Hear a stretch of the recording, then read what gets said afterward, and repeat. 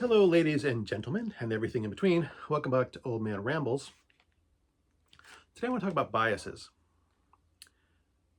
My last couple of What's on the Playlist videos that I made, I talked about Madonna's Ray of Light and Melissa Etheridge's, what's this? Brave and Crazy, and about my reasons for buying these. In both instances, these artists and these records, I watched them. One was a concert on television, one was a music video on television. And initially, I had no idea who was performing. I just watched them, got into the music, loved it, realized who I was listening to. It's like, oh, crap. Now I like these people. Because previously, I had actively disliked Melissa Etheridge, and I had been indifferent to Madonna. I didn't dislike Madonna, but she was never my thing, you know? But because I listened to them without knowing what they were, without my own preconceived biases, I was able to appreciate them for what they actually were instead of viewing them through my own distorted lens of bias. And I think that's an important thing to do and to talk about and to think about. You know, I know I have my own personal biases. I've known long before I bought these albums. And I actively try to fight them. You know, and I've, even as a preteen, I would watch my schoolmates hate things that they didn't like. And some of them are things that I liked. And I'm like, they would say how bad it was. It's like, no, it's not bad. You just don't like it. There's nothing wrong with it. You just don't happen to like it. You know, there are all the things that I was an introvert and a nerd and an outcast, in the 60s and 70s, people didn't like science fiction, fantasy, comic books, Dungeons and Dragons, and until Star Wars became mainstream, people didn't like science fiction, so all the things that I liked and loved, people said were awful and bad. It's like, and I realized when they did that they would just categorize everything they didn't like as bad because they didn't like it.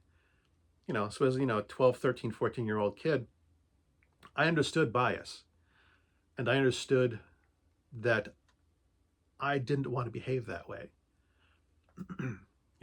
So since then, I have actively tried to fight my own biases, to acknowledge that just because I don't like something doesn't mean it's bad. I never thought that Madonna was bad. I never thought Melissa Etheridge was bad. I just didn't like them. But that still doesn't mean I didn't have biases. And I know I have biases. I knew back then, and I, even actively trying to combat them, I still fall victim to them. It's impossible to overcome them entirely. Unless you're presented with a situation like this where you can find a way to artificially completely, and it was somewhat artificial, if you can find a way either artificially or naturally remove your biases completely, to actually look at the thing with fresh eyes, or fresh ears in this case, because it's music. And I acknowledge how hard it is. But, even today, I see people who are unwilling to fight their biases, who embrace them. Man, that frustrates me. People who cheer for their biases, cheer when they're reinforced, gleefully embrace them. It frustrates me so much. And I could talk about politics here, but I'm not gonna. I could. Part of me is tempted. So tempted, because, yeah, that is some of the ways in which I do see the cheering and the gloating and the gleefulness of embracing your biases. But it isn't only that. I still see people,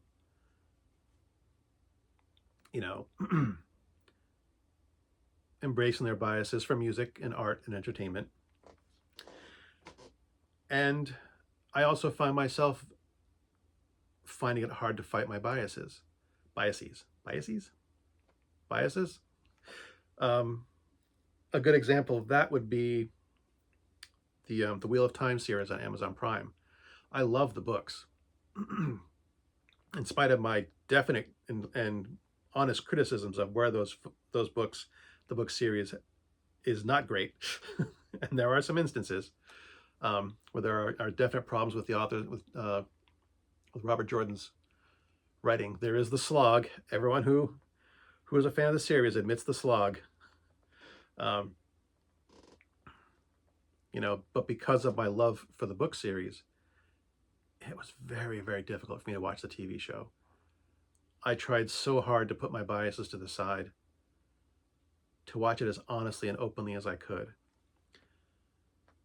And I think what helped me was that there is a YouTuber who was reviewing the series, and he was able to do that. He was able to put his own love of the series behind him, and to make honest, and unbiased criticisms of the series, and to give it praise where it was due. So I used him a lot for the series. I only watched seasons 1 and 2. I have not been able to bring myself to watch season 3 because the first 2 seasons were painful. Man, were they painful.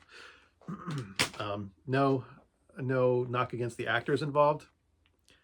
It's all about the writer and the director and the producers and the choices that they made. But yeah, it is so hard to fight your own prejudices and your own biases. But it is also important to fight them, to acknowledge that they exist, and to do your best to not give in to them. And I really see so few people doing that. Even people I like and admire.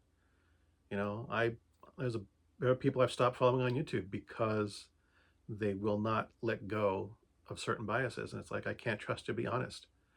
I can't trust you to tell me the truth when your biases so strongly influence what you think and do and say. And I guess some of the people who I have recently spoke about canceling my friendships with them, cutting them out of my life, is a similar reason. They refuse to see things openly, to see things from any perspective but their own, to refuse to let go of their preconceived notions and embrace the truth, embrace the facts, and see things from another perspective. Anywho, that's all I gotta say about that. Good hunting.